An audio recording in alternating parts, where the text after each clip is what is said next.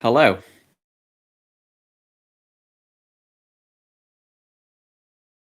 Yeah.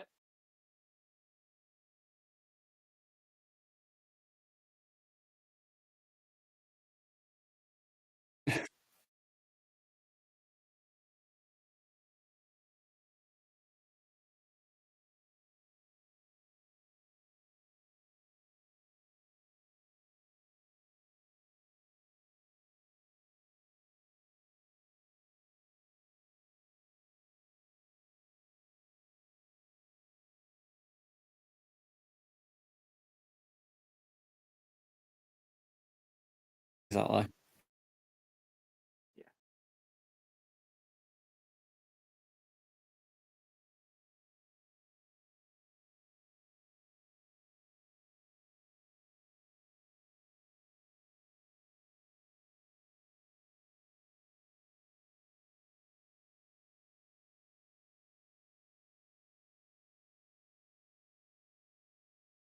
Yeah.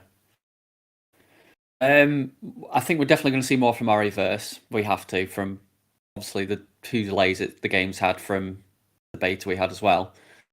It'll be good to see exactly. So it's going to be interesting to see where it comes. Have they completely rechanged it, or have they just kept with what they've had and just added as much content as they can?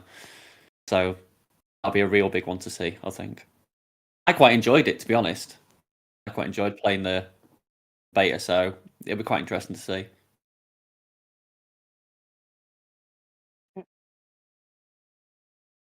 I guess the main thing, obviously, is the finding out some more about Ariverse, which is pretty much a given.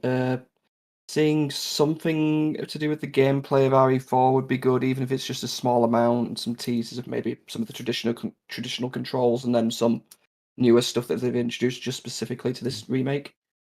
But the real hope I have, which I think is just a pipe dream, is that they're going to announce a surprise that we weren't expecting, like maybe a tease of RE9, or more likely, and I hope is something to do with like a remastered version of the original trilogy. But again, I'm really doubting that might happen.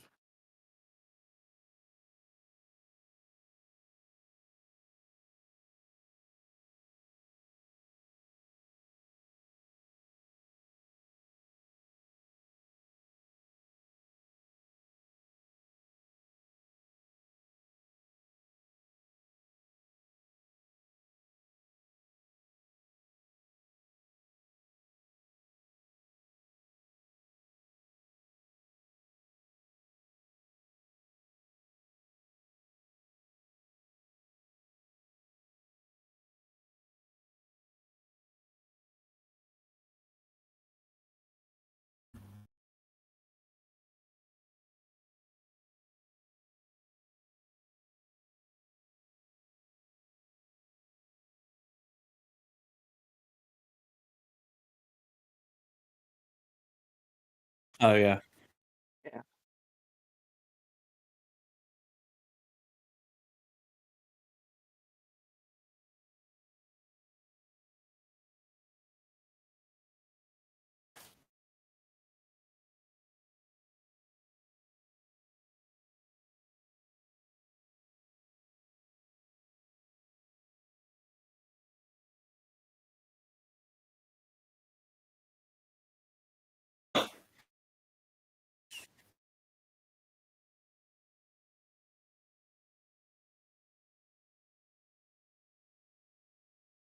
Yeah. No, definitely. I have a sneaky suspicion they're going to drop something at the very end, literally the last 30 seconds, like, boom, here you go. And not give you much at all. Probably just a logo of some sort. But yeah, exactly. It's got, yeah, ends on a bombshell. Uh, but what is yeah, it's always a bit part of the contention, isn't it? Mhm.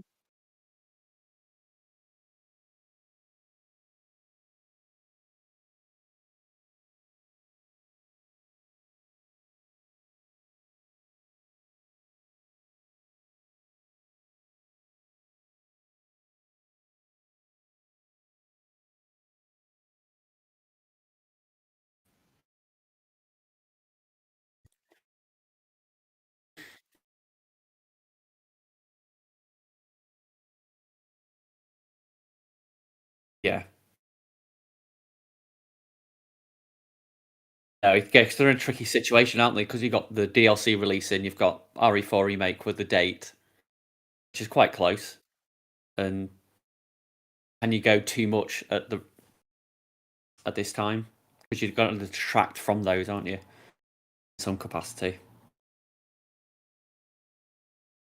Yeah,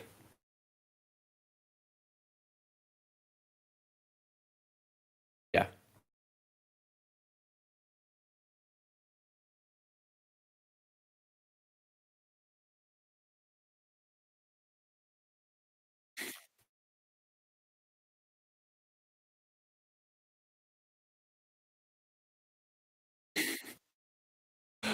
I know this is the dog now. Yeah, they're ganging up. Yeah, running in. Oh, What do you want to tell me? What do you think? What are you doing, you little sod? No, I think we'll probably get the pre-order information for the limited edition RE4 tonight, I think. yeah. That'll be a big one. It's gonna be the opportunity to do the big sell for RE4 now and really push it. But I think we will see a gameplay segment of something we've not seen before. Yeah.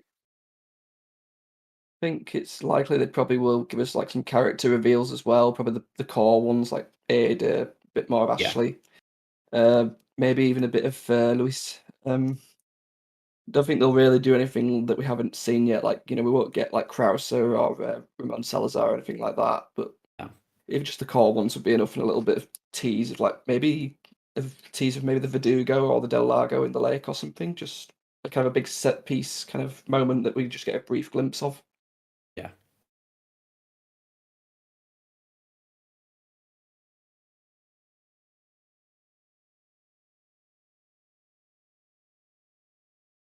Mm.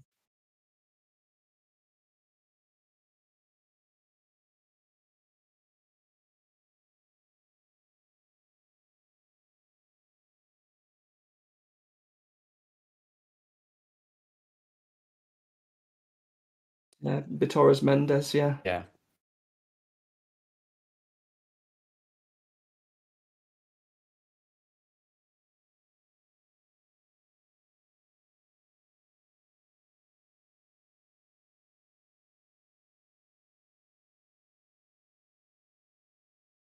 yeah, Yeah, practically unkillable. Yeah, it's such a pain.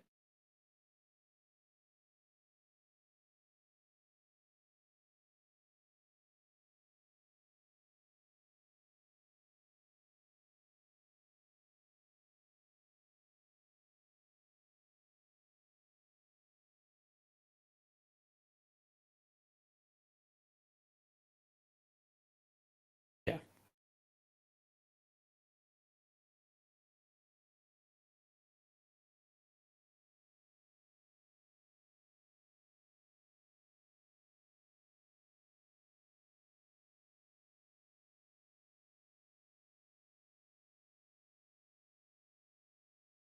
yeah, Yeah, I'm curious if they're gonna. Yeah, I was gonna say I'm curious if they're gonna keep a version of the dodge mechanic we got in the free remake. Perhaps maybe not kind of easy to pull off. Something that requires a bit more technique and finesse to it. yeah, So that was something that was kind of lacking from the original game, apart from the usual kind of countering if you shot them quick enough and all that. But there was no real kind of way to dodge.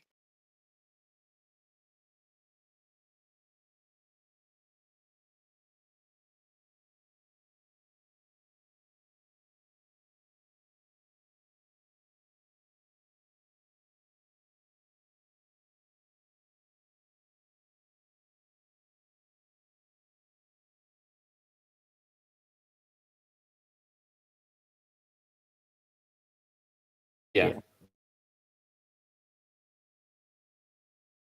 Yeah, kind of a depletic counter attack, probably the best way to describe it. yeah. So it was always fun to play off. You did that in RE4, so I guess they got to keep that sort of mechanic in, I think.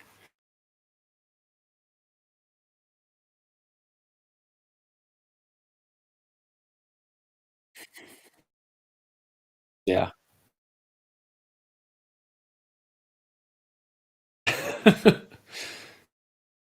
Will be interesting to see. But yeah, because it's rumored to be about 57 minutes long, isn't it? The showcase, so they've certainly got a lot to show. Yeah. Yeah,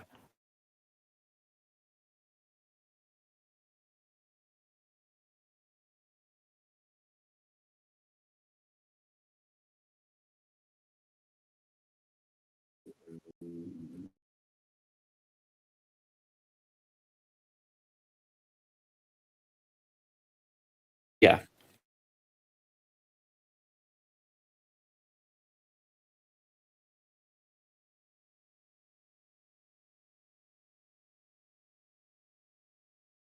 Well, we know from the updates on the village achievements that there's two new kind of updated versions of the village, and I think it was the castle was the other one.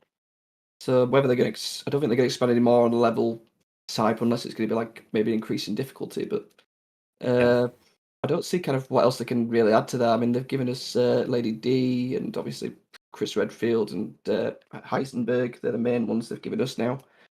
Maybe a surprise character at the last minute, but whether they'd really go with that, I don't know.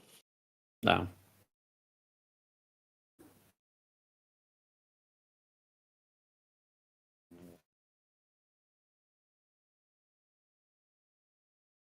Yeah. Yeah. No, I mean, if I think there was a little bit of discourse when I heard that apparently they actually shortened Lady Dimitrescu just for the mercenaries mode a little bit, just so it wasn't as jarring, which I thought was a bit of an odd. yeah, Uh, God. Well,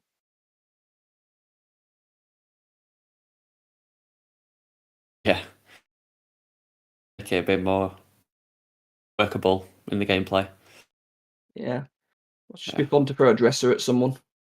yeah, That it looks like the most fun special move I've seen in a long time. yeah, That's gonna be so great to try.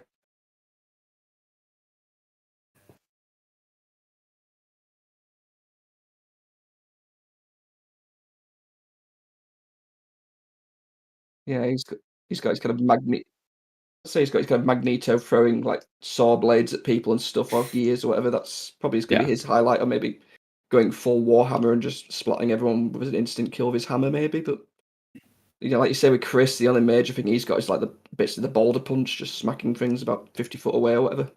yeah. That's all he needs. Yeah,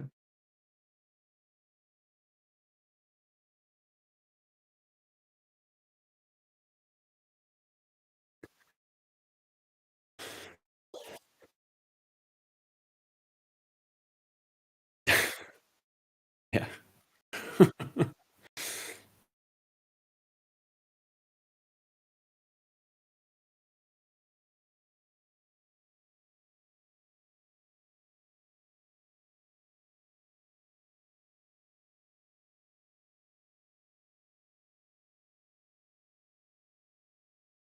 yeah. Literally, mm, yeah,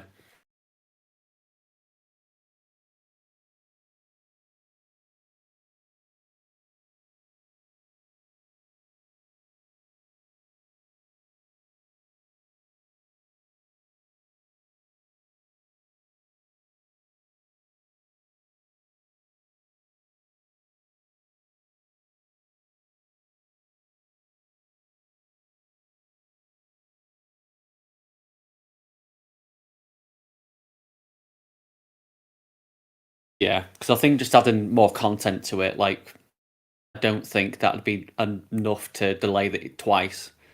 So yeah, it's literally got to be completely different. I think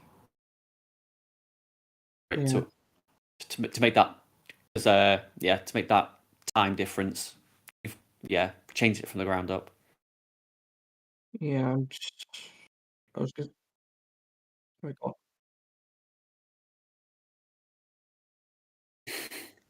I think so. I guess if they're going with the third person mode that they've made for the Village DLC, I'm assuming if they've gone that route, they'll just have him in there, but they'll cleverly use some trickery with the camera so you still don't see his face. Yeah. Just make it like a running joke of the series now. So even if he pops up as an Easter egg somewhere, you still won't see his face. No. I was thinking more. It's gonna be like that really. It's a bit of an old thing, but it's gonna be like that really tall guy they used to have on like the Naked Gun. You never saw his face. Showing me age, but yeah, he's Yeah. basically out. He was my generation's Ethan. Yeah.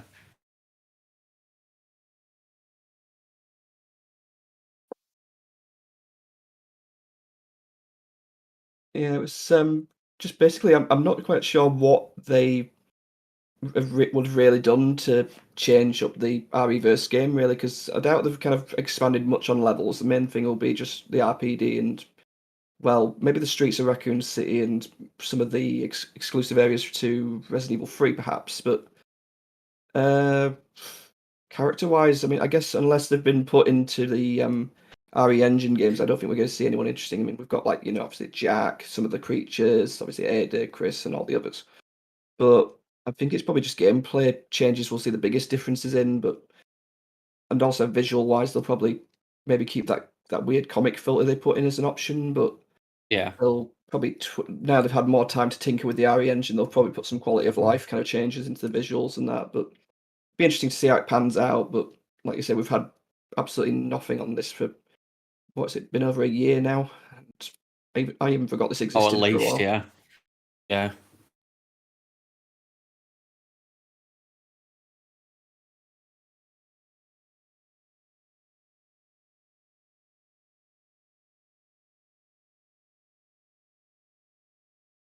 The I think, But I um, thought now that we've had the Dead by Daylight's updates, I mean, obviously we've had Rebecca and Wesker getting kind of like a modernization. Maybe they could be added to the RE-verse game if they felt like they had time and the way to tweak it with the engine, maybe.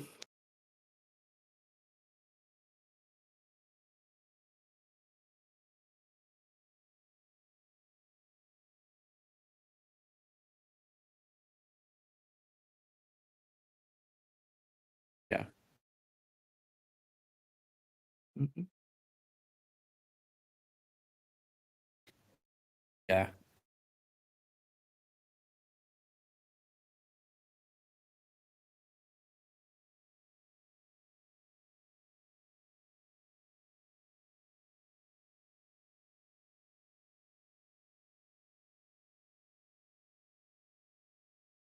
Yeah.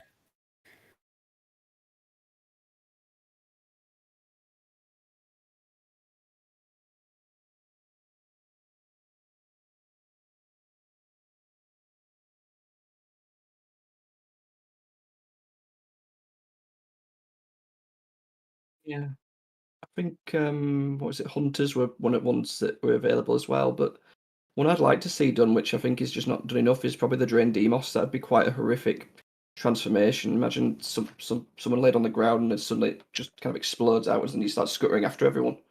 That'd be a great kind of little horror twist on it. Yeah. Yeah, imagine being able to crawl across the ceiling and kind of ambushing that, but I kind of think they probably Yeah. haven't got around to that point, or they're worried it got a bit too alien.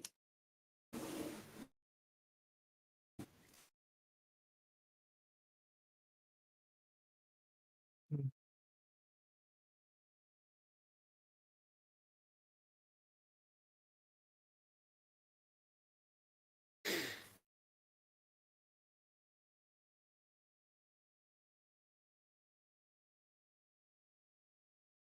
It's not going to change. No. No, No, I don't think.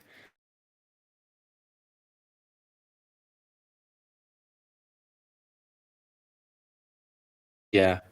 I think it's still in the artwork, isn't it, for what's on the website? So I think it's, yeah, sadly. yeah.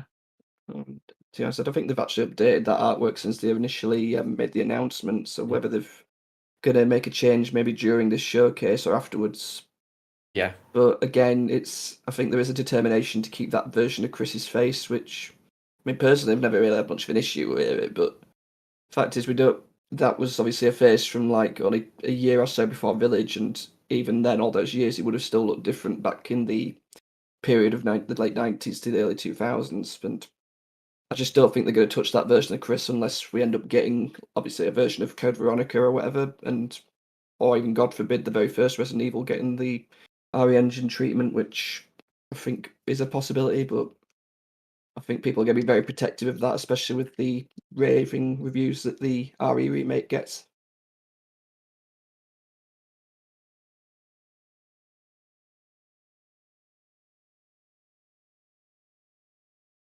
Yeah, Yeah, I that does look good. think it's a work. Yeah.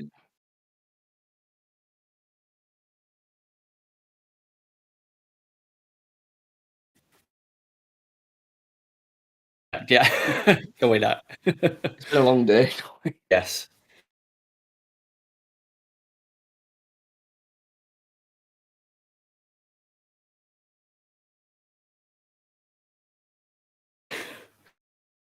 It's a mouthful.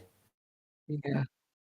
It's an Mm, interesting one that they've gone and expanded it by going all the way back to when they're just in the RPD and even exploring the forest. Those were really good touches. I'm curious to see how far it goes before either they get it mostly done and stop or they get cease and desist like the 2 remake was originally did before yeah, Capcom picked it up properly.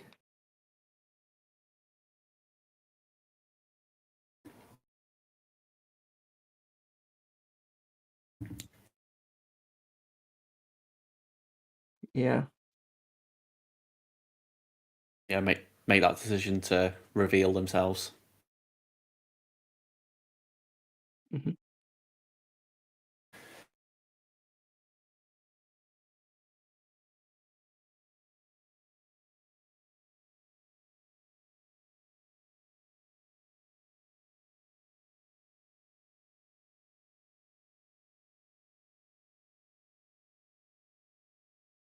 Yeah.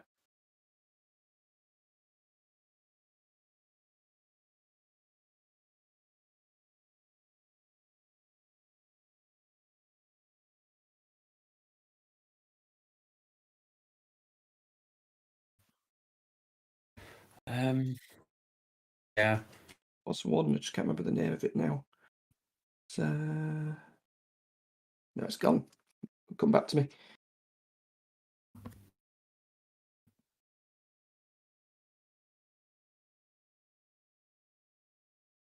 I mean, I was going to be cheeky and say Last of Us, but we still haven't got that out yet. No.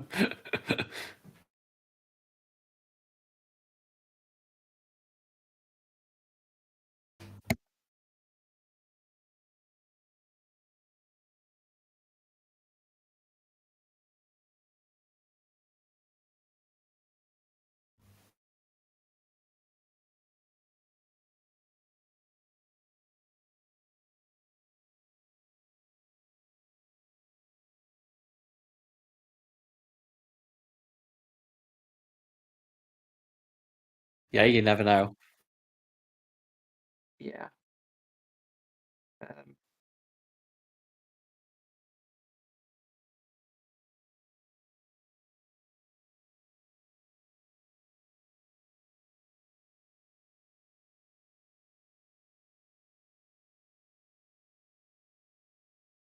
Um, mm, I think a big thing would just be some actual gameplay of RE4 will be the dream. uh, I guess I'd like to see. I mean, we saw with the Silent Hill transmission yesterday that they kind of their style of presentation was quite different. I'm curious to see. It's a bit of a weird one, but I'm curious to see if Capcom's changed their style of how they present in these showcases. Not really a major thing, but I'd just like to see if Oh, they've kind of learned from like their very scripted routine and see if they feel it's kind of something that's going to improve, like being a bit more ad lib or just throwing in some stuff that's not quite as basically scripted. That's all.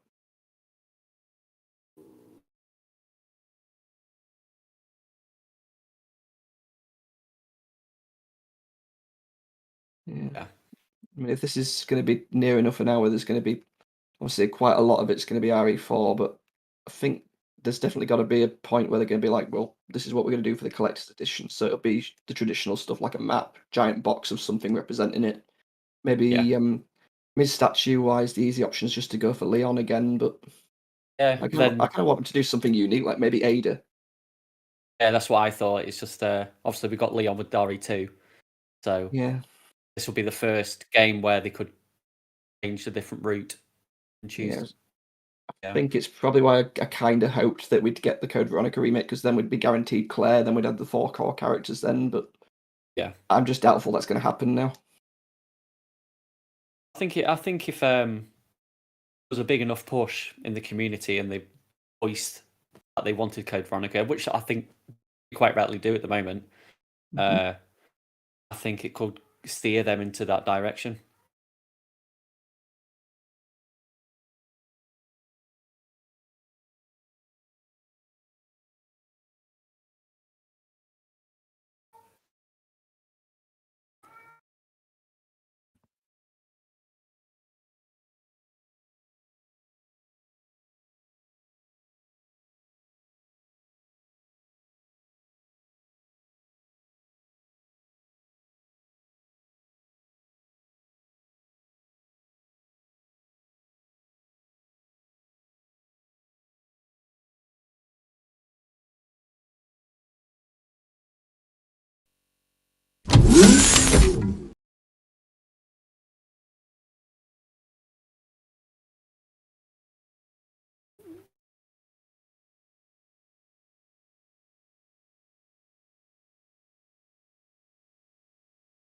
Just to be having German subtitles on this one.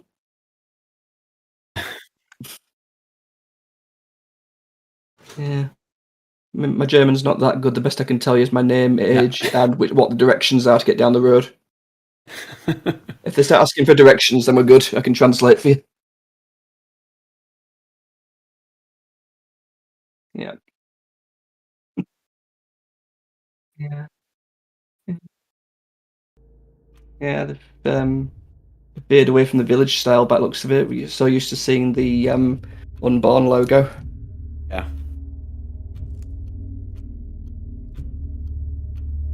Yeah. Yeah. Like the pumpkins on the left, they look nice. Oh, here we go. Yeah. Absolutely warning.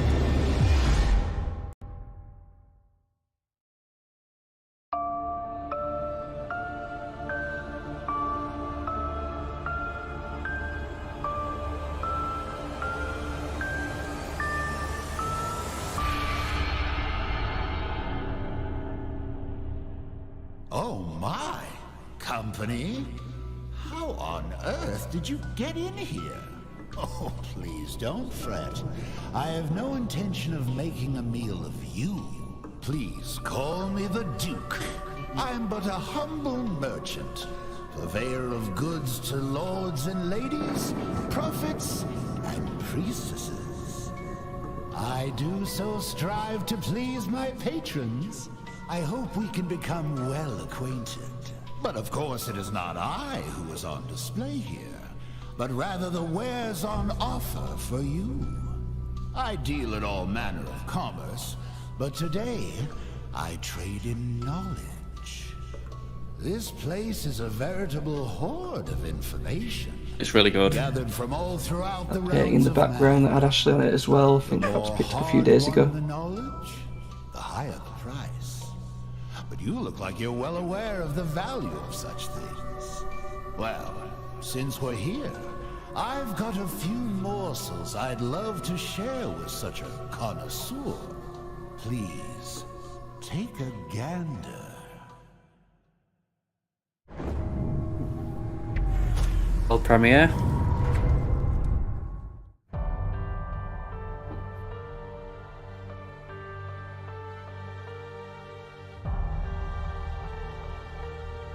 Happy half-birthday, Rose.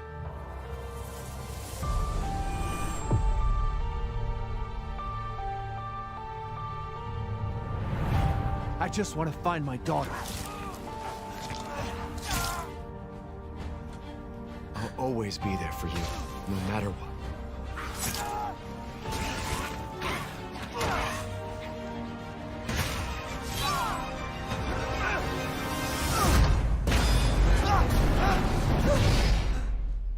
You precious, Rose. And I didn't care. So long as we were together.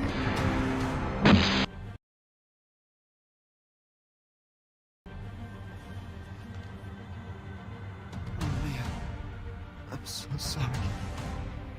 I love you.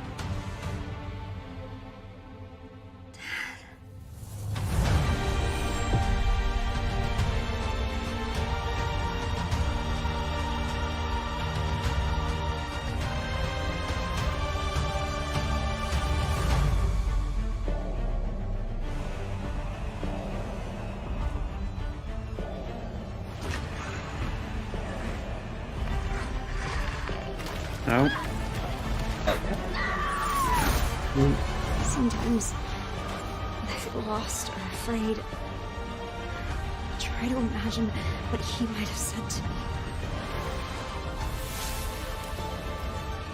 No matter, your imminent demise is inevitable. I love you, but I won't let anything happen to Rose.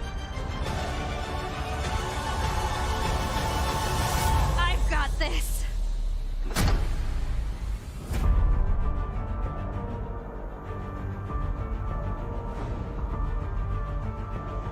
Nice badass moment there at the end. Yeah.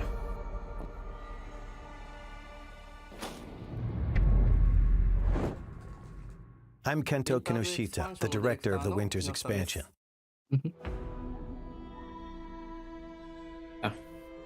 Ethan gave his life to protect Rose. And in the end, you see how she's grown. What kind of person is 16-year-old Rose? That's what we wanted to explore, so we decided to have her at that age in this expansion.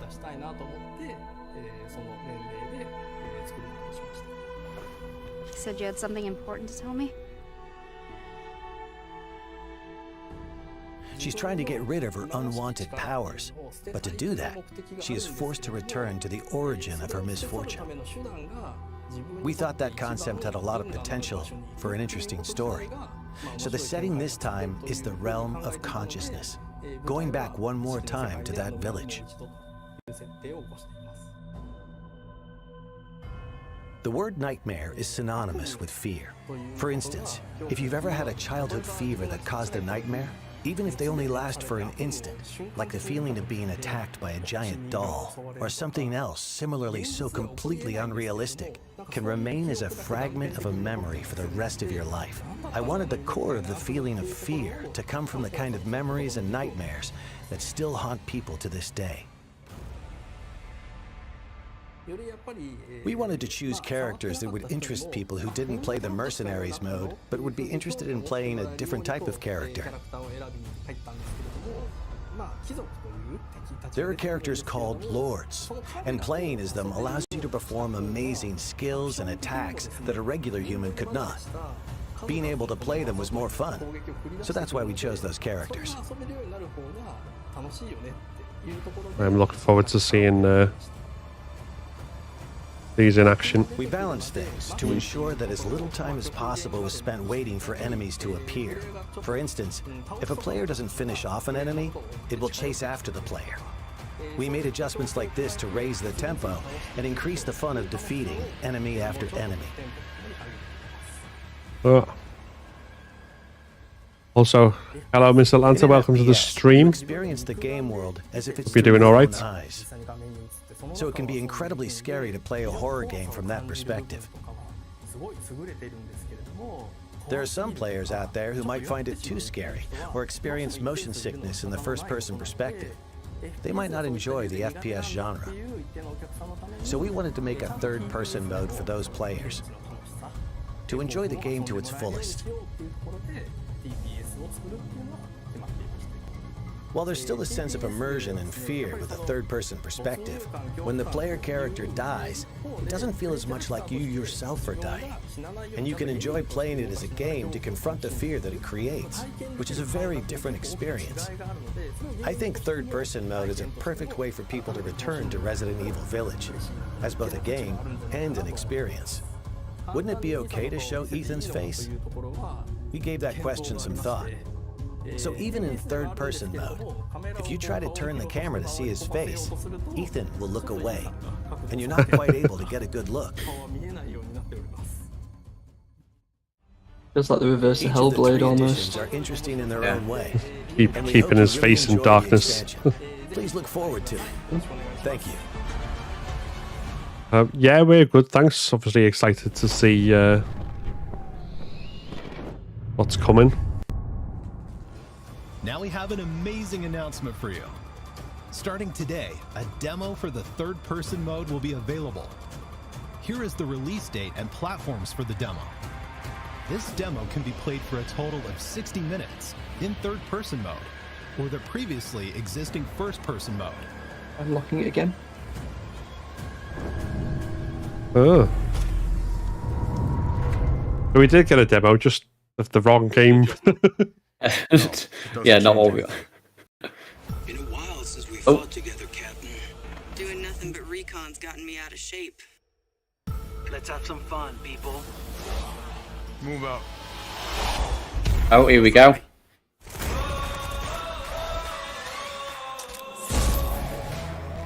Oh, they've updated it to include Village.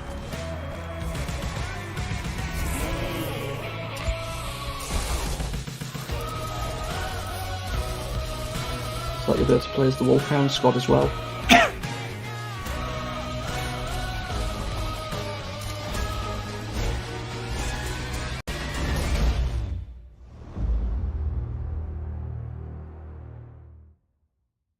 Resident Evil RE-Verse is free content for those who own Resident Evil Village or Resident Evil Village Gold Edition.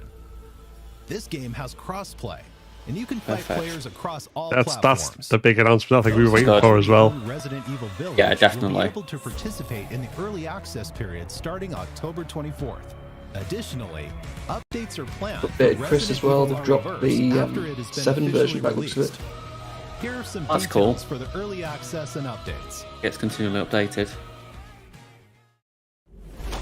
They're going to add. Right, okay. Resident Evil Village will be playable on even more platforms. Hello everyone, my name is Jeremy Sandmel, and I'm part of the GPU software team at Apple. During the keynote at our Worldwide Developers Conference, Capcom announced Resident Evil Village will be coming to the Mac later this year, and will take full advantage of the power and performance of Apple Silicon. We couldn't be more excited that the game will be available to Mac users around the world beginning Friday, October 28th. Resident Evil Village is the first project based on Capcom's RE engine to support the Mac, and runs natively on Apple Silicon. And since the game is optimized to take advantage of Metal 3 features like Metal Effects upscaling, gameplay is incredibly responsive, with high frame rates and beautiful visuals. This means that every Mac, from MacBook Air to Mac Studio, will be able to play Resident Evil Village with ease. Stay tuned for more information soon.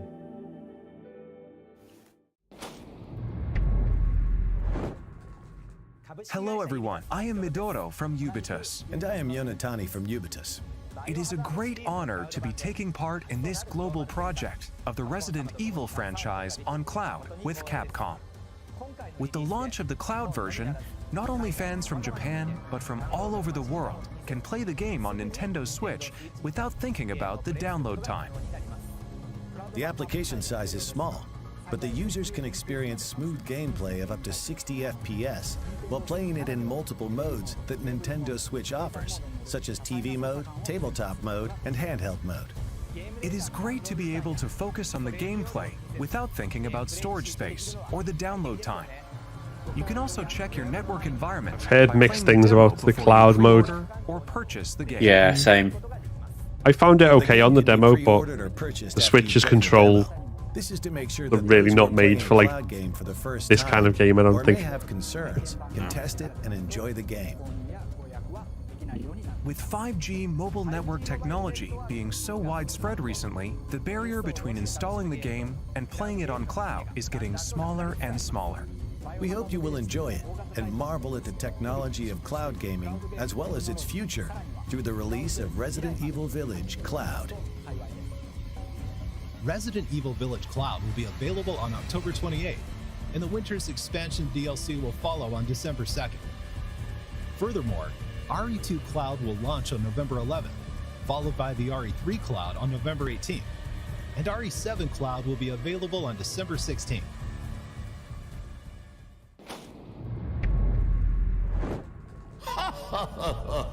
How delightful. Such delectable information ought to be savored. What's that? You want more? What a greedy thing you are. No, it's quite all right. I love to see a healthy appetite. I'll do my best to sate your hunger. Come, have a look at this. Here we go. Oh, RE4. Got it. Here we go, yeah. Ooh.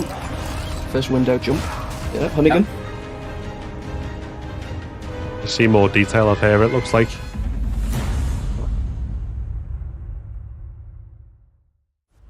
Hello, everyone. I'm the producer of Resident Evil 4, Yoshiaki Hirabayashi. I'm here today to deliver the newest information about the title. First, please enjoy this new gameplay footage.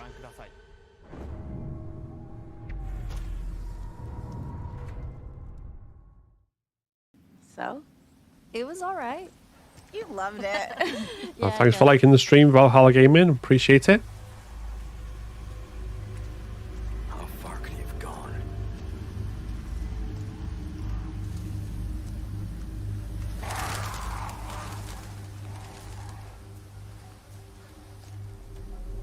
Ooh, Leon being able to crouch. I wonder if that's just automatic or if we get some sort of stealth element in this. Yeah. Anyone home?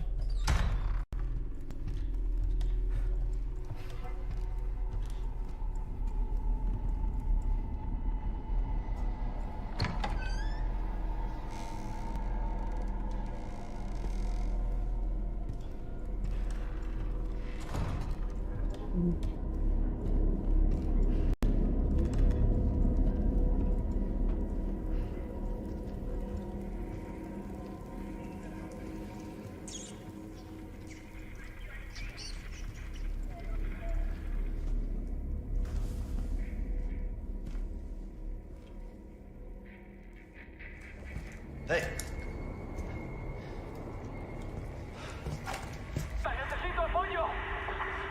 I read you. What's your situation? What the hell's going on?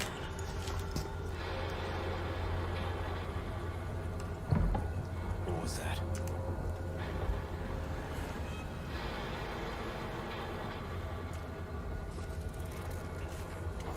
No fucking way.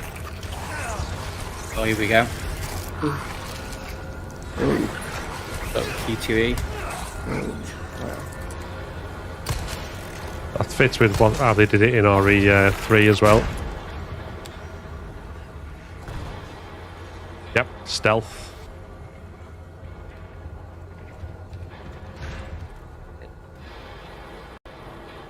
Definitely way more nerving. It's really, really good.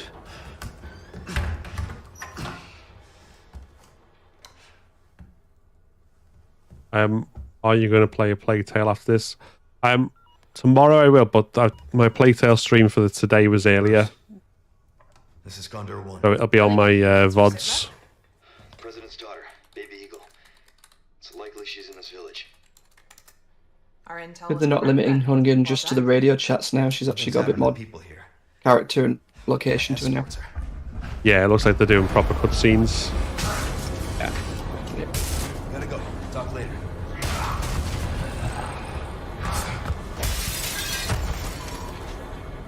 Oh, is that a dodge?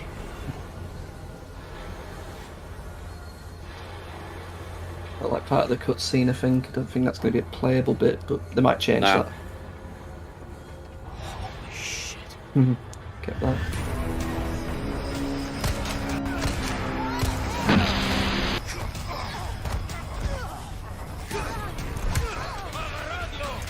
There you go.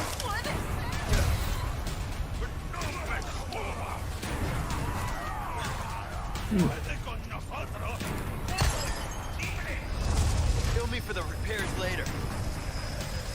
You can set the cow on fire. Oh. Mean.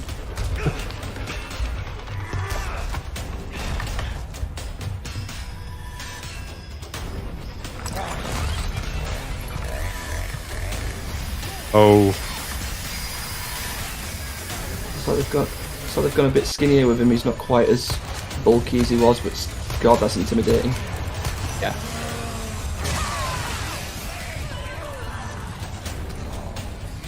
Where I say they've turned up the horror aspect a bit more. Yeah, this definitely feels a lot more like being in.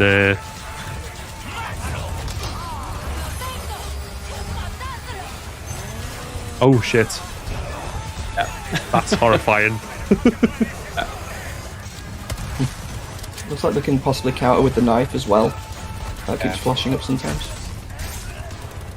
Yeah. Oh, your knife's. Yeah, there it is. It's got limited use, so it's not one knife permanent. Ooh. Oh, those eyes are horrible. I feel like they've slowed the movement speed a bit down to make that to the horror aspect.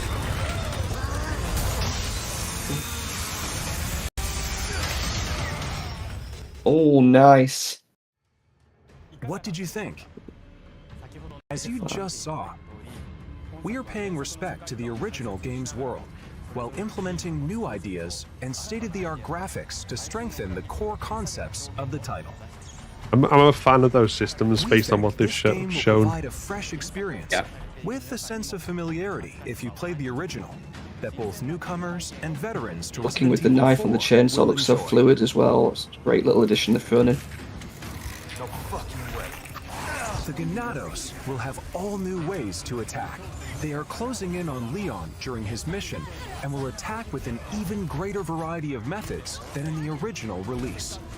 Leon fights back with firearms, close combat maneuvers, a newly added parry using his knife, and more. Resource management and upgrade elements are critical for survival. Just as in the original, using the attaché case effectively will be key. In addition to managing the weapons and items you carry and synthesizing herbs, this also allows you to craft ammunition and other items. Over here, stranger. Of course, we can't He's forget back. the merchant. Something new for you. You can purchase weapons and items and customize them to suit your playstyle. Not RE4 without the merchants. We've also added a trade mechanic where rare gems you've collected can be exchanged. He's almost been for cleaned up a special little bit. It items. looks brilliant. You can't go wrong with that. We are rebuilding the original game while respecting Got less its growth core with his accent experience, as well. It sounds a bit adding new more. ideas I don't know. I and can't place it. modernizing the play field. Now I'd like to share some new information regarding this product's release. We announced that Resident Evil 4 will also be available on PlayStation 4, in addition to PlayStation 5, Xbox Series X and Xbox Series S, and PC. The PlayStation 4 version can be upgraded to the PlayStation 5 digital version at no additional cost. I'd like to introduce two other editions we are preparing for players looking for more than the standard edition. Oh, this is the collector's stuff, I think. The first is the Deluxe Edition, which will be available for all platforms. This includes additional content such as costumes, special weapons, a treasure map, and more. Them costumes, though. Is the physical-only collector's edition. Yeah. Yeah, they've gone with Leon again. The contents of the Deluxe Edition, as well as a Leon figure, a special map, art book, soundtrack, and more. Also, pre-orders start today. If you pre-order the Standard Edition, you'll receive the Attaché Case Gold and Special Charm handgun ammo. If you pre-order the Deluxe Edition or Collector's Edition, you'll receive the Standard Edition pre-order bonuses, as well as Attaché Case Classic and Special Charm Green Herb. If you pre-order the digital version on the PlayStation Store, you'll receive a mini soundtrack. You can secure these bonuses by pre-ordering Resident Evil 4. Thank you for watching so far. We are working hard to create a game that everyone will enjoy. So please, look forward to it. Before I go, we have one more update for you. Let's take a look.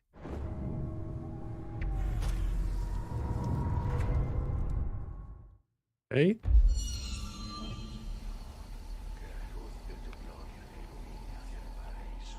Interesting.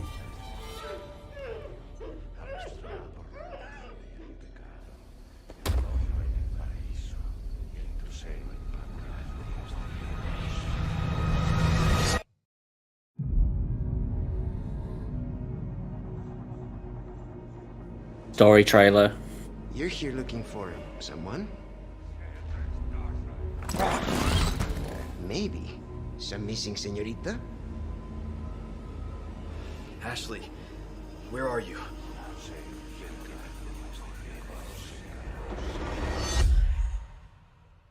Your soul requires cleansing. Ashley Graham, are you in here? Just let me go. Listen. I'm hearing the president's orders and What is that? What do we do? The lost lambs are escaping. we need to go. I'm gonna get you home safe. You can stop right there. Ada, who are you?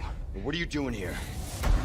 My faithful disciple will show her the path. Ashley! Damn. Oh, looks brilliant. What's happening? Alright, got the dollar. Go again.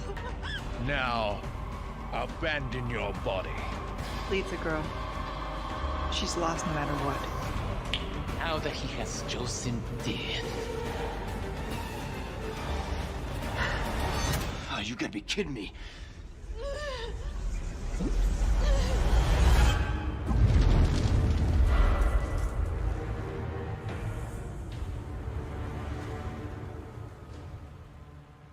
Did that sound like a new voice actor for Ada, or was that just me? Did you Different. Not sure if it's maybe just playing it differently. I don't know. First, Resident Evil Village Gold Edition launches on Friday, October 28th. If you already own Resident Evil Village, you could purchase the Winter's Expansion DLC separately. The Winter's Expansion includes 3 additional modes. The third-person mode, so you can enjoy the main game in a new perspective. The powered-up The Mercenaries Additional Orders, and the new story campaign Shadows of Rose. Oh, yes, a demo for the third-person mode will be available today. Don't forget, the early access period for Resident Evil R.E.T.I.N.A begins October 24th for all owners of Village. Resident Evil Village Cloud, playable on Nintendo Switch via a cloud service, will be available starting October 28th. Resident Evil 2, Resident Evil 3, and Resident Evil 7 are also coming to Nintendo Switch via cloud at a later date. Also, the Mac version of Resident Evil Village will be released on October 28th. The newest entry in the series, Resident Evil 4, will release on Friday, March 24th, 2023, and you can pre-order it today. We hope you look forward to it. Thank you very much for watching. Well, well, looks like you've had your fill. With such a grand display, I should hope so. Oh, I'm afraid I have an appointment I must attend to. Just a bit of bartering with another merchant. An odd chap, but his information's good. And I shouldn't say any more. Anyway, I do hope I'll see you again. I'll strive to prepare a suitably satisfying stock of goods.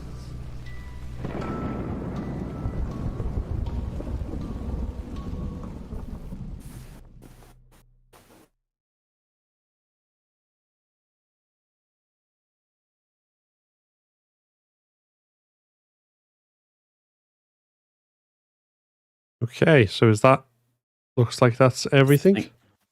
That's it, yeah. There we go.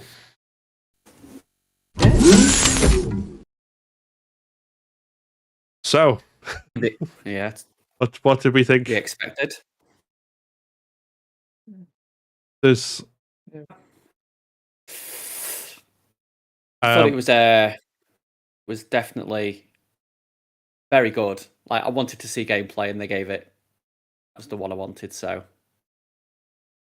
Yeah. I mean, from what we saw in the gameplay, they've kept kind of that core. It's obviously far more action heavy than even 3, as we'd expect, because it on a par. But at the same time, it feels closer and more aggressive with it, like in that sort of very, very much a horror way, and that sort of intensity of the combat and using stealth is probably going to make things feel a lot more terrifying in certain aspects as well.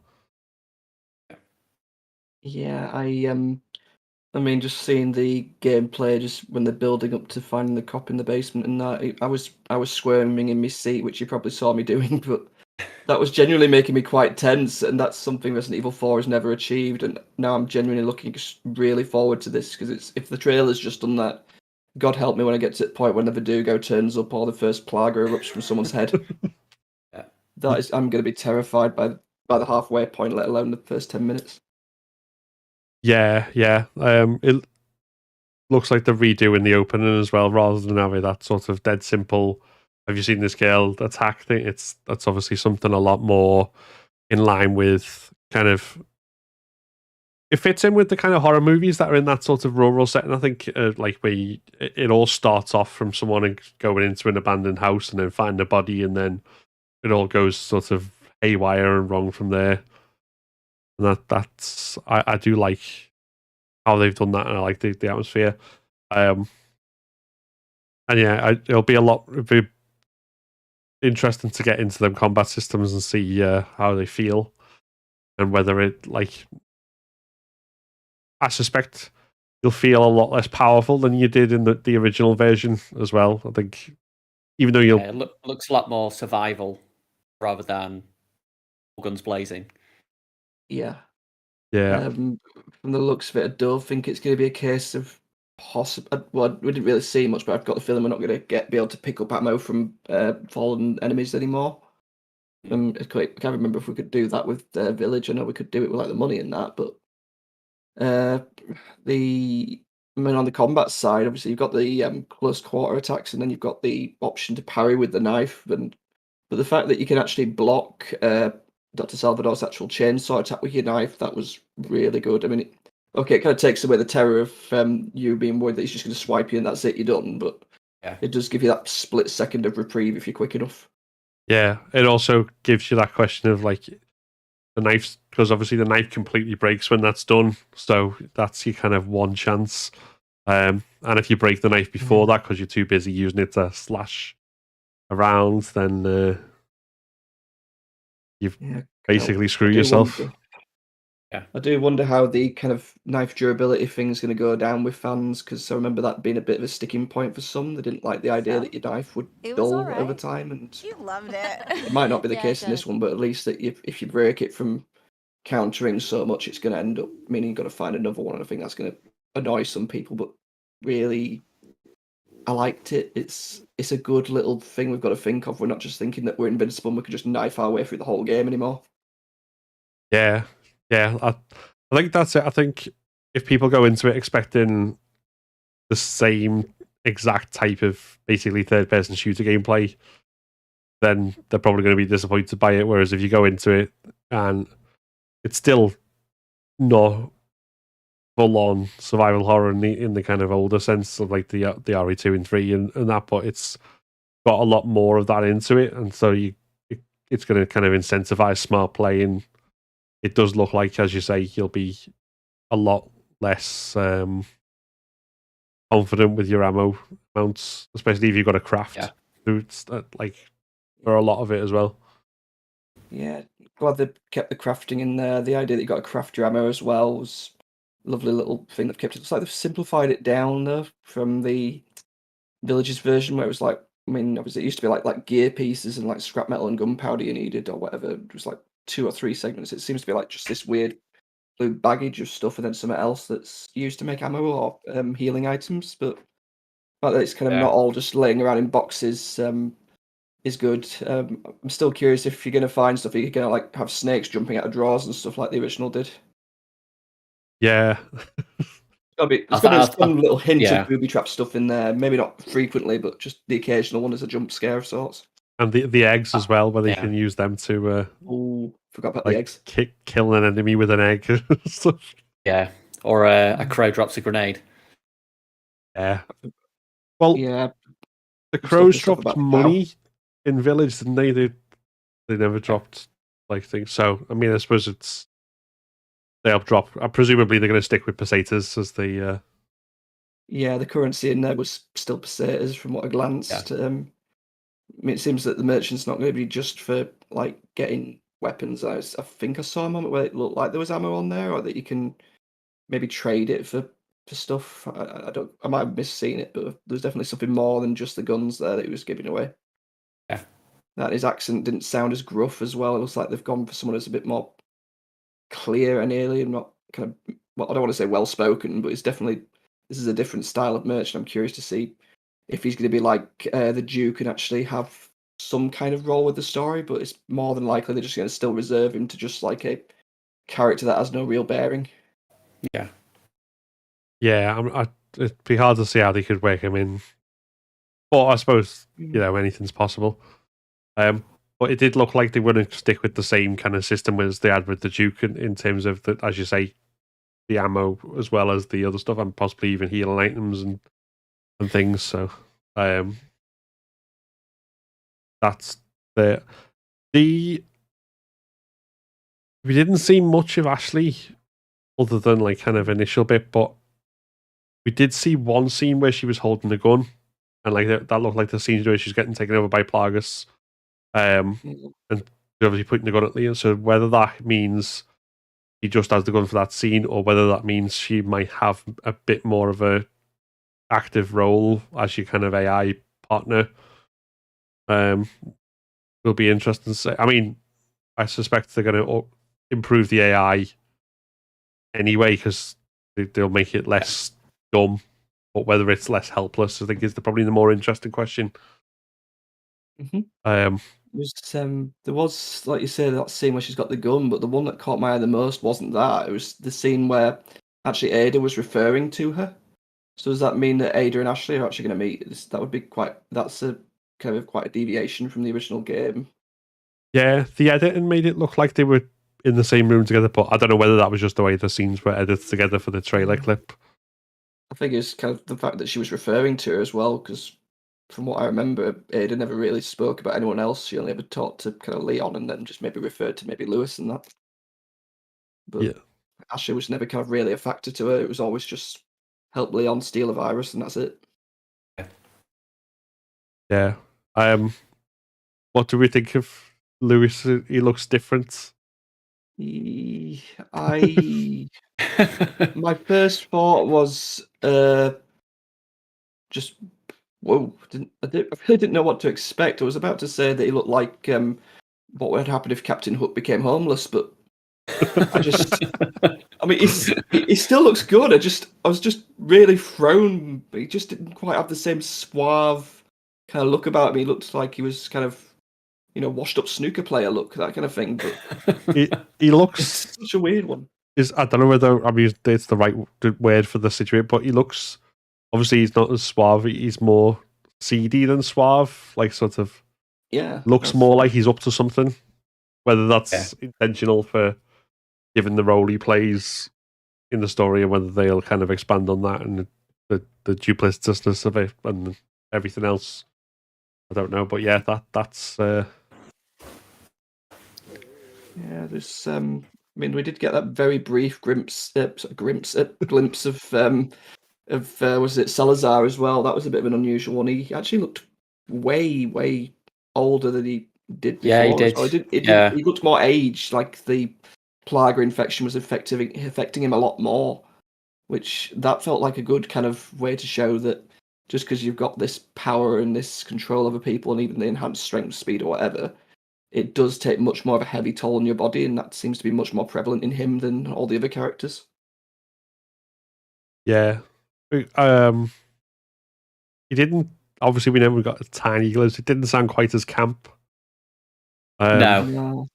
Which is a bit of a shame. I think that's one of the things I would have said that they should keep in is like, even if they go more horror, that's the sort of character that should be a bit camp and a bit ridiculous. And It's, I think it's likely that it is in there. It's just we won't see it until we play the game fully. I mean, we didn't even know that Jill Valentine was going to quip Nemesis that the bitch can't swim until we actually played the game. So really, we're bound to see some cheesiness, but I think it's going to get dialed back quite a bit. But there's going to be one or two nuggets of gold in there. But I think thankfully they're going to give you that little hint of it, but then focus more on the horror, which to me was the one thing it was lacking, and it's just not deviated too much from the original. To me, I think this could actually be almost a near perfect remake, but we obviously the jury's out until we play it properly. But this could actually rival the RE remake to me.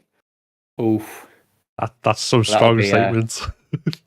Well, rival. It's been generous, but we'll see. Yeah. No, I do agree. I think it does. From what we've seen, it does look very good.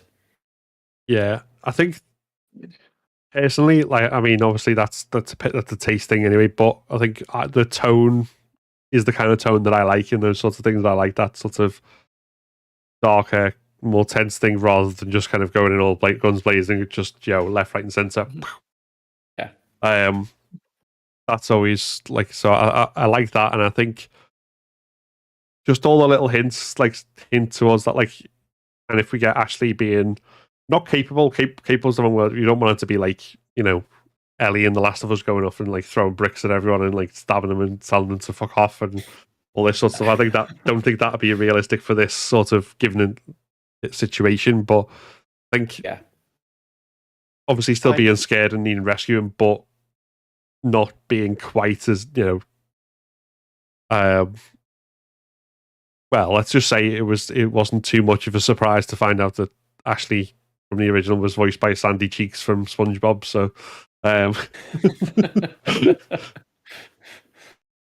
so yeah, I think that and it if the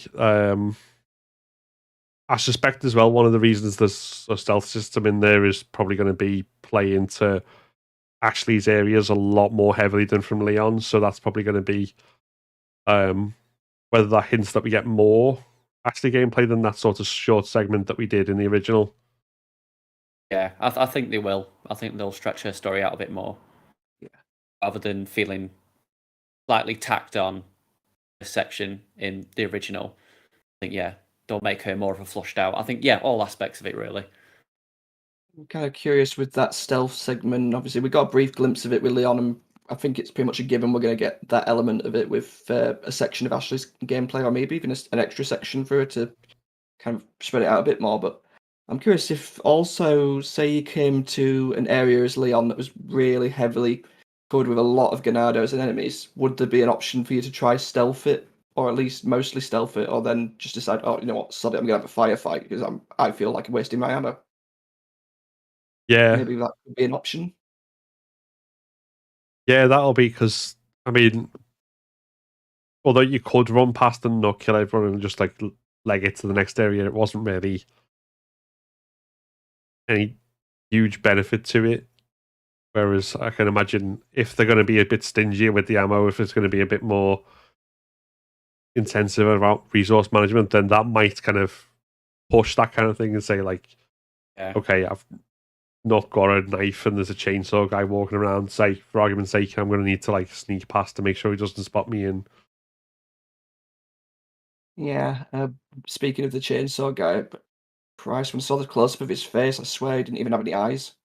No. It might be just a camera angle, but that looked really freaky. I feel like they've genuinely one-upped the original there.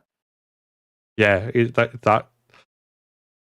they haven't shown us it yet, but I think even more terrifying than that when we get the remake version of the sisters.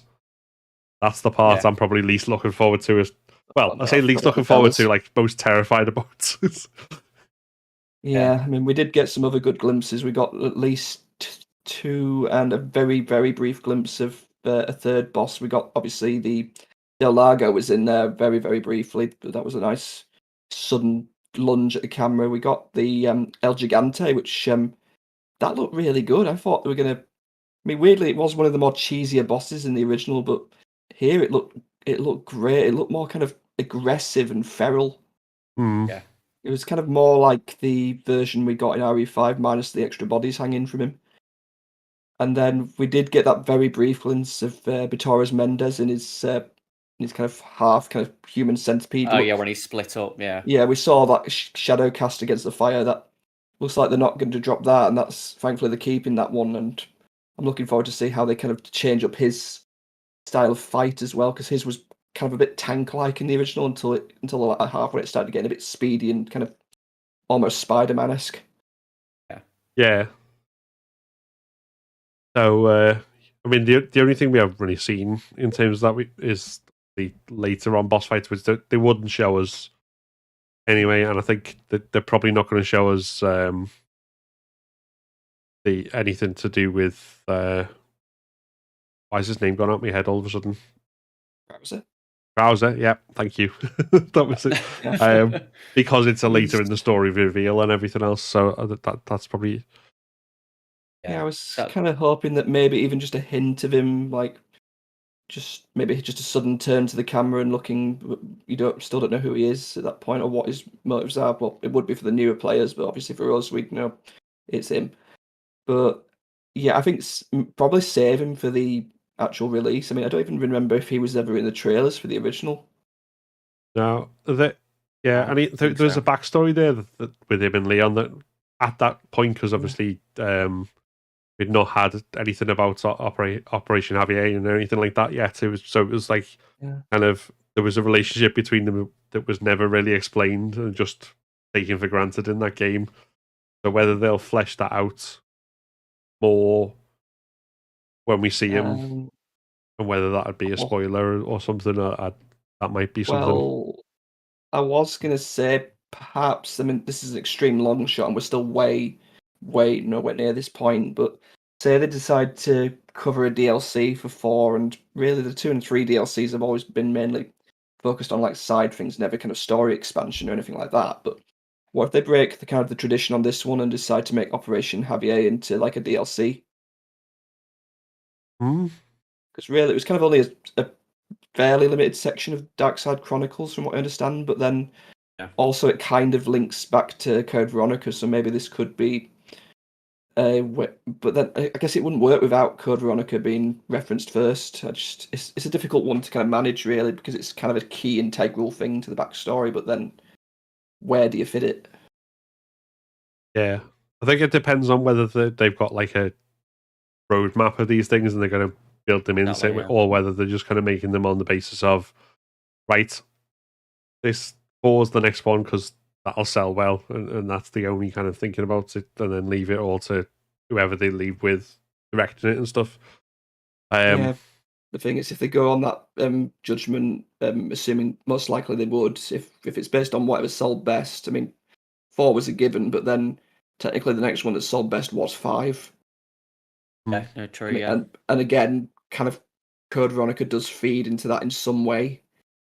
I mean, I'm not going to harp on about Code Veronica all night, but it is kind of it is a kind of an awkward one where you want it remade, but where do you fit it when you've already got, obviously, we've got 9 coming over the horizon. I think that's probably most likely going to be the next major release, but I mean, how far are they willing to go to rewrite the history and kind of do this new separate timeline? Are they going to go all the way up to 5 onwards?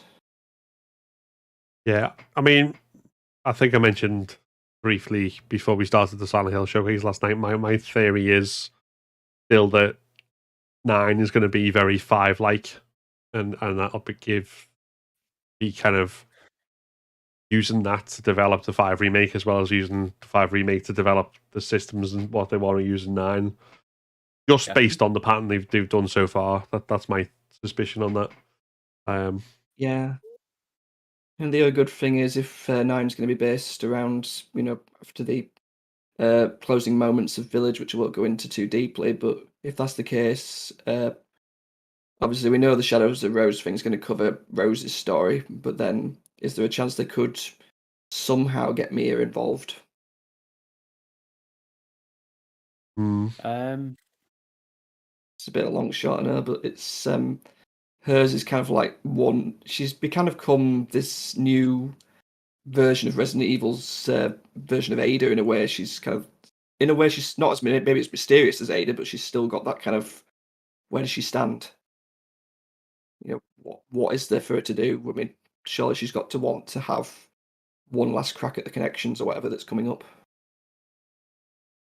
Yeah, it'll be interesting. I really do hope they come back to that. And I know we're straying from the showcase stuff, but just kind of like on 9, I think they now that they've, if Shadows of Rose closes out that whole sort of arc that was continued with the Stinger from Village, then that brings us back to the BSAA and the corruption and that, which obviously is something that might connect into Mia's story through the connections, but also, again, just feeding back into my RE9 being a co-op action game thing would be if you get Chris and Jill in 9 and Chris and Chevron in 5, that seems to be the parallel.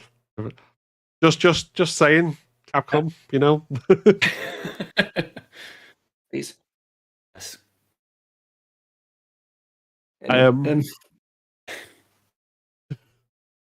Yeah, so any other, before we kind of move on to the other games that we saw, any other final thoughts on 4 from there?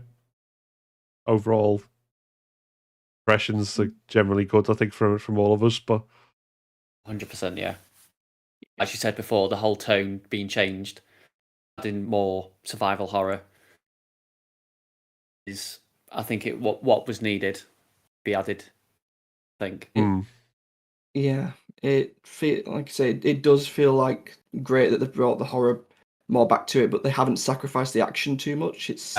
It feels like the correct balance now. It feels like they've learned, and obviously they've had 2 and 3 remakes to learn from as well as their goes with Village and 7, and everything that came before that. And it feels like they're finally getting onto the winning formula and know how to perfect a classic.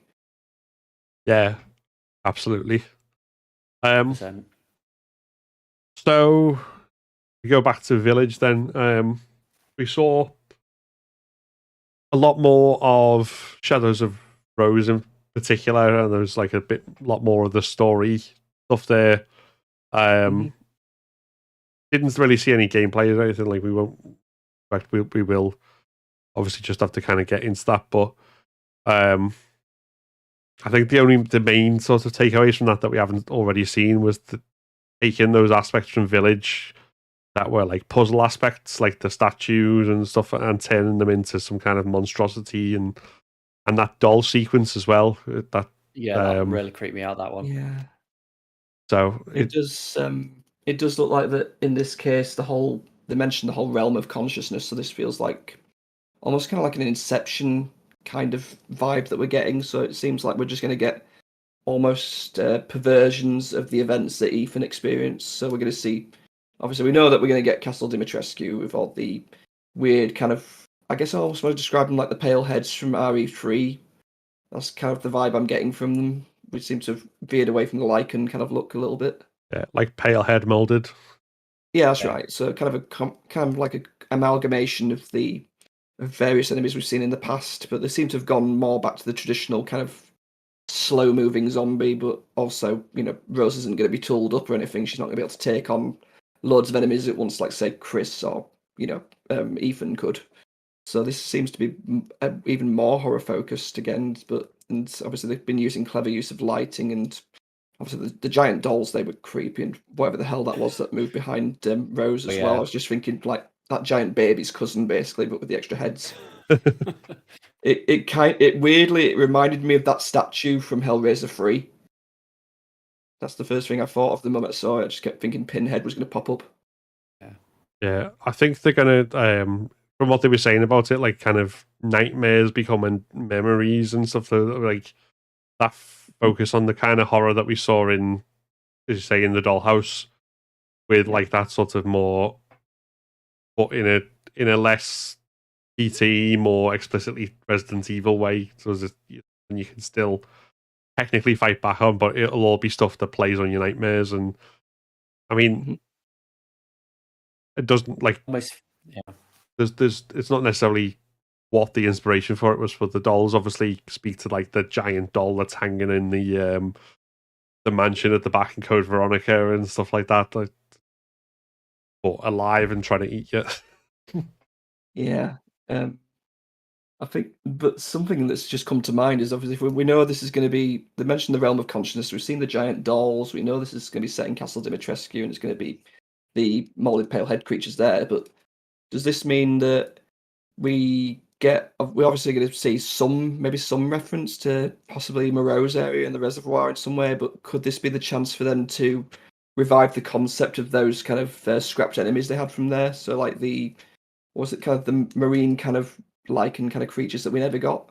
Or like weird kind of feral mermaid creatures that we had? This could be a chance for them to show that off. I mean, if it's like 4-hour runtime, you're looking at maybe 40 minutes per Lord section to be kind of bastardized and tweaked before you reach a final conclusion. So this could be a good showcase of like the concepts we never saw, and I think we should be quite excited for this. Especially with so much unknowns on this one. I think, it'll be very interesting to see when it comes out at the end of the month and like finally play it and like see what we get. And then alongside that, we've also got the what you call it, the mercenaries stuff. There again, not a huge amount new, but just kind of reinforcing what we're getting. Yeah, the whole additional orders thing. I mean, it's not really shown much more. It just felt like kind of a copy and paste from the last thing they showed. I mean, the other thing I noticed was with kind of Heisenberg, he seemed to be, instead of kind of mostly magnetic powers, he seemed to be even, throwing bolts of lightning at people, which is kind of a new addition for him. I don't even remember him having that ability in the original film. I mean, it's not the film, the game. So it was that was a bit of an odd one. It's like they tried to cross Magneto with Storm. Yeah, which is cool. It's a great idea, but it just that kind of caught me off guard. But still seeing Lady D throwing a dresser at someone and choke slamming someone, it felt like the perfect hardcore match for WWE. Yeah.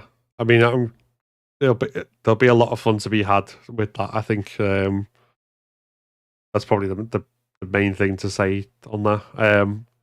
And again, with obviously third person mode, we know mostly what to expect. Except now we've had it confirmed that we won't be able to see Ethan's face even now. No, they're going to do the That's whole. good to keep him with that. Yeah, they'll keep the whole kind of look away at the last second. Yeah. Because I think it was just sort of there in 7, like, but not really. And now they've just like reached the point where they're just hanging a lampshade on it and just like, yeah, you're never going to see his face. It's it's with the third person mode for the main village game is I don't think it was kind of clear, but basically we know the gameplay itself is going to be third person, but the cutscenes, they're going to transition to first person again just for those bits, so they're going to try be a bit creative with the camera work on the cutscenes as well, try and make those third person as well. Yeah, because I don't think we saw any scenes transition into that, did we? So no, I mean that'll be interesting to see. I mean, the closing moments in the original, they were third person anyway. They proved it can be done and still keep Ethan's face hidden. So whether they'd go fully third person, I don't know. Yeah, we might just get more of that where the lighting is covering. Yeah. Yeah. They could go all J.J. Abrams, just put a lens flare in. That seems to work for him. It's just like that moment where he, like at the start, where he goes to grab the soup and gets his hand battered away. There'll just be like a close shot of the hand, and you won't see. Yeah. It kind of makes me a bit kind of sad that the Shadows of Rose DLC is only third person. I was kind of curious how that would be with a first person option as well, but considering they're already remaking the rest of the game third person, I guess they just didn't have time. Yeah, that seems to speak as well to like the first person mode being specific to Ethan, which again, it's the future of the series will go back to being third person. Yeah, I was kind of hoping that maybe with 9 they'd just give it one last hurrah as first person, then just third person it from then on. Just give it. I mean, they might do. I could be completely wrong as always. I mean, even an option would be fine. I mean, it doesn't have to be exclusive first and no third person at all. I'd be happy with just give us the choice. But to me, I'd just like to see a trilogy out as a consistent gameplay style like we have with 1 through 3, 4 through 6, and now hopefully 7 through 9, or it's going to be 7 and 8, and that's just going to annoy me. Yeah. I think it's just the obsession in me a little bit. No, I do get it. I do get it. So I mean, the other thing which has probably got as much to talk about as RE4 is probably RE-verse, which we did see a fair amount from, like not all explicit in terms of where they'd laid out loads of stuff, but we did see in some of the stuff like it's a little detail, but just going back to the point we were talking about earlier about Chris's face. We got 2 versions. We seem to have 2 versions of Chris in there because I'm sure there was one photo where it had the new Chris in like the little waiting area. Yeah, the new Chris is definitely there, but I don't remember seeing the old Chris unless he's very subtly hidden away in a quick gameplay shot, and they might have kept him as an option. I think right at the start of it, there was like older Chris. Just after the bit where they showed you like the handball squad and being in it and stuff, there was a bit where Chris Redfield was fighting someone else. I can't remember. I'm sure it was the RE7 model. So whether they've just put both in and you can choose which face you use, or whether it's just an old footage that they've not re-recorded. I don't know. I was going to say it's a bit unusual because then it'd be the only character out of the lot that's basically got kind of a skin change almost. Unless they're going to do the same with Leon and put his RE4 model in there, but that's not going to happen. I think they've gone to enough of a stretch just to get the village kind of squad in there and get those settings put in. Yeah, well, hold on, let me just see if I can get it back up. The roadmap that they kind of put in.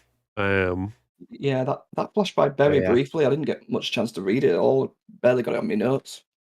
Yeah, so I think the first on release it says 6 survivors, 5 creatures, 2 different stages, and there's like a battle pass levels level 1 to 30, and it adds on in the next updates. It adds survivors and different stages and costumes.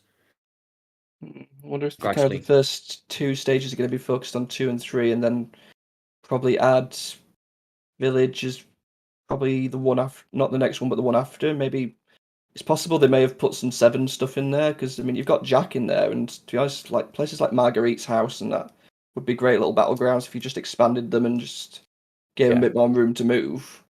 Maybe even have like the kind of the bug nests act as like local hazards for you to run away from, and that. It's possible that they may be in there, but from what we saw, it seems to be mostly villagers been thrown in. Yeah. Depends how close those updates come, because they mentioned updates like update 1, 2. Is it going to be monthly? Going to be? Well, there's how far are they going to go with it and support it? I don't know. From what I remember, there was 4 different updates. I can't see them running through those once a month. Maybe if they're going to spread it out, I'd recommend they'd probably do it once a quarter, which I know 3 months is quite a long time for you to go between like an update on a game. But for them, it'll give them a bit of a lifespan. Hopefully, it'll give fans a chance to enjoy it and maybe realize that RE-verse isn't too bad, and it might be a decent hit from them. I mean, they've already had like obviously Resistance and that, which were okay, but this could actually be an interesting new little spin-off for them. Yeah, I mean, just skipping through like the images there. There's obviously like a couple of different areas from RE7, from RE2, and Village in there, and yeah, on the point where they were saying the early access, which begins on the 24th for us. 24 through to the 26th.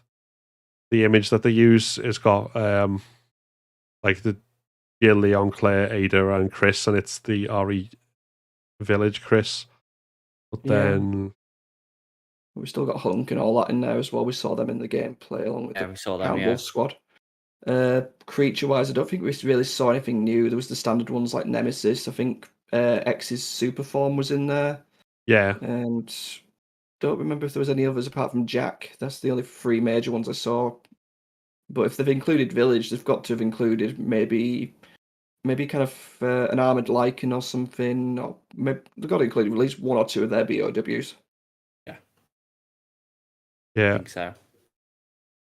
I think the interesting or the hopeful thing, like if they're adding survivors and costumes and stages each kind of update, hopefully the majority of this will be things that you just get organically, because obviously the mention of battle pass means like whether they're going to go hard on the monetization and whether that means that the better stuff is going to be hidden behind a paywall effectively. So Yeah. If it's payable to access it without having to grind is one thing, but if you have to like otherwise like basically live and breathe in RE-verse, then I think that's going to put a lot of people off if they do like the worst possible. So hopefully the battle pass stuff will be not too egregious. Yeah. Kind of got the feeling it's either going to be, like you say, it's going to be kind of a very hard slog to unlock everything, or they're basically going to do like they did with, I think it was 2, 3, and I don't think they did it with Village, but they basically created a DLC just to unlock everything, just for a single price. But got the feeling with RE-verse, they might hike that price up a little bit. Yeah, because that was all like basically to unlock all the extra stuff like the infinite ammo and stuff. Yeah, it just saves you churning through the achievements that you felt were impossible to do. I mean, I still haven't beaten 2 on hardcore mode yet. Yeah, I have beaten on hardcore mode, just not with the NES rank. I managed to get myself into a corner where I got up to Mr. X's final form and then didn't have enough stuff to beat him, so it's kind of just sitting there as a save. Like, yeah, the monument to your failure. Exactly that. Exactly. But yeah, I'm just been trying to like pick out anything else in it.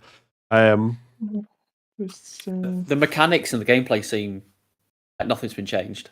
No, Yeah. it seems to be what was it? It seemed to be an interesting kind of special kind of attack for the Hound Wolf squad. It looks like they were using the, like the laser kind of guide for the satellite laser they used in the main game. So that seems to be like their major thing. But whether you're going to play just as one of the Hound Wolf squad or if each of them are going to have different abilities, still up in the air. It's not really. There's still not much to show for RE-verse apart from this edition of the Village, really. And we've not seen any major changes to the gameplay and no real huge additions again back to Village. But we've said before, there's just not really been shown off much, and obviously with the delays and that, and the fact this should have been ready when Village even first released.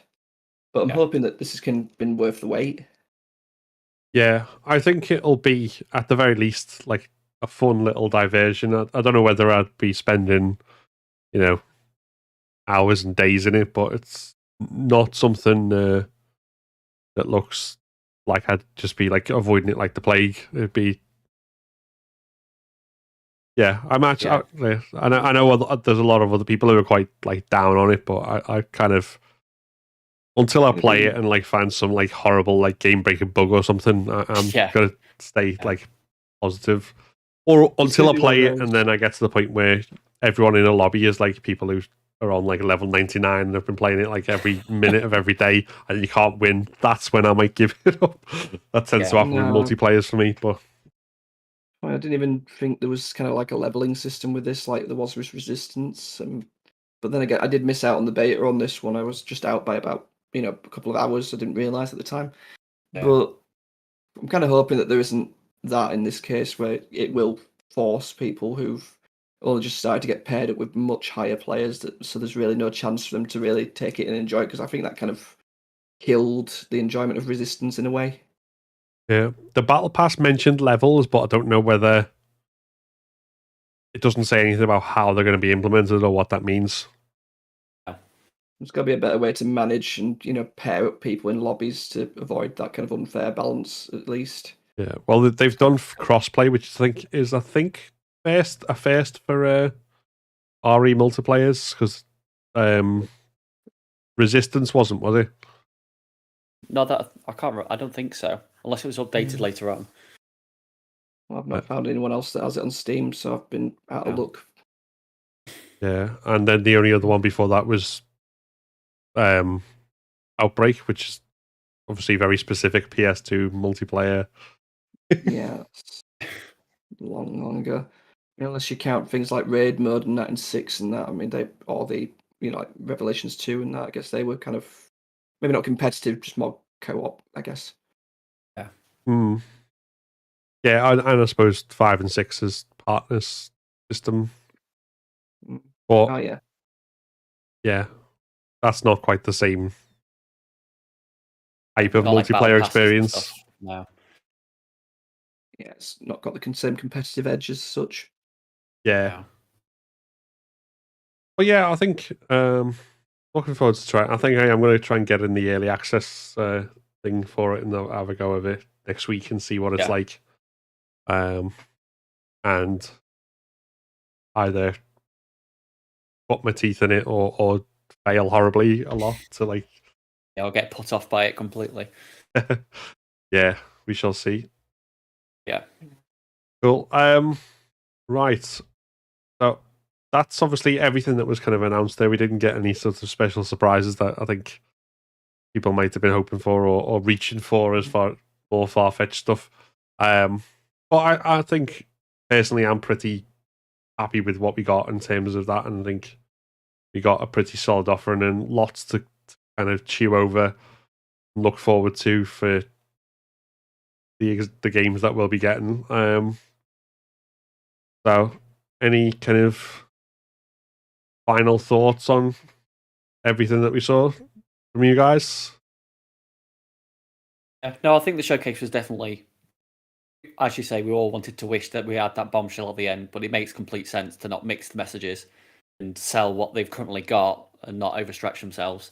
But definitely, we got that huge chunk of information we wanted from Resident Evil 4. So we sort of got the story trailer, and then we've got that gameplay, which probably what we were going to get. And then, shame we didn't get more about RE-verse, see actual gameplay and see people playing it. But I definitely thought it's a very solid showcase. Yeah, again, with what they showed before was great. Obviously, the gameplay was good. We got a very decent look at the characters now. Obviously, there's still a couple missing. I mean, I know there was the whole rumour that Wesker was going to be a bit more involved on this one, but thankfully they're kind of still keeping him secluded and out of the way. So I think it's going to be, I'm hoping that's going to be a bit more of an impact down the line. RE-verse, I think jury's still out on that one for me. I'll give it a whirl when it comes out, but it doesn't look like there's been any major things besides aesthetic changes on levels and like extra characters, but they did at least come up with a roadmap of what they're going to do with further updates. Let's go with the Shadow Road stuff. Again, not much to show there, but what they did show was intriguing, and they did show that they're not just limiting this to the Dimitrescu's, and that they are actually looking more like the Beneviento side and potentially the others, and kind of tweaking those. I guess the only other thing that we didn't really kind of talk too much about was like the collector's edition for RE4 got revealed finally. That looked pretty decent. It does mean I'm gonna have to rearrange my wall again for the map, but yeah, so that's gonna be an absolute I'm pain to probably fit everything sold on. out by now. Bugger. I hope not. I've not looked. Yeah, it's not. But yeah, it's looking good. Some of the exclusives are looking great as well. The thing for me is always I mean, I play most of my games through Steam now. I kind of wish that the collector's editions weren't just exclusive to the PS4 and 5 or whatever, but if it's what I've got to do to try and get it, I will do. But yeah, it's looking great, and there was some interesting little bits in there. I just wish they hadn't gone with Leon as the main statue. I mean, that's twice we've got him now, and there's, they could have done something different. But to be honest, who really could they have picked apart from Ada? People love Leon. You gotta go with the what the fans want. Yeah, I'm guessing that. I bet at the moment they've discovered that his jacket's not removable, they'll probably turn on it. Yeah, what they actually want is like a little Leon action man, where you can take his clothes off, and that's probably dangerous. We get more danger from the modders, and won't go too deeply into that. No, fair enough. Cool. I think we probably call it a day there. Though there's probably loads more we can say on it, everything, and talk around in circles, because like last night, but probably even more than last night. I think even though we got less in some sense, I'm probably more excited for everything that's come from this, just because obviously Resident Evil's my primary sort of fandom franchise thing that like since I was a kid. So just so much excitement for everything that's coming, and I think there's some of it which will remain to be seen how it's executed, but for the most part at the moment I've not seen anything that suggests negatives. It all seems positive. I'm definitely looking more and more forward to the remake of 4. I'll be giving RE-verse a go again, kind of a fun little diversion, and I'll be diving into Shadows of Rose as soon as it launches. So that's I think everything. So just to mention before we kind of wrap up, obviously if you're not already following these guys, then make sure check out. There should be a link in the description of the video, or with all the links, to make sure follow them, particularly on Twitter where they're most active. Lots of good Resident Evil content constantly from them. And we will be back, of course. We're going to be doing a podcast around Halloween to talk about how the Village DLC actually landed and what our full thoughts are on it. When we will be joined by Beggy Beg again from the Residents of Evil. So look out for that. And in the meantime, I'll be streaming Shadows of Rose and the third person mode, as well as Silent Hill, the original Silent Hill, next week, which I'd planned to do anyway, but I feel like after the showcase was announced and happened yesterday, that's just really good timing on my part. Yeah, definitely. So look out for that, and there'll be a review of Plague Tale next week as well, once I've finished it, probably tomorrow. But so yeah, lots and lots of stuff that you should be following and subscribing for on whatever platform you're watching the stream. So make sure you do. And if you want to support more, then check out the links to join my Patreon for just £1 a month, and get the perks as well. But yeah, that's everything from us for now. We are going to call it quits because, as Capcom always do, they've put these things late, so it's after midnight for us now. So we're all going to go off to bed and try not to think too much about how early we have to get up tomorrow. Yeah, oh God, no. But yes, thank you very much. Thanks, guys, for joining us, and thank you very much for watching, and we will see you again. Yeah, no, see you soon. Bye. So is that everything you hoped for? Jury's still out. At that. When you're flung into the game world, it's immediately striking both how bleak and empty it is, and how that emptiness oozes with gore.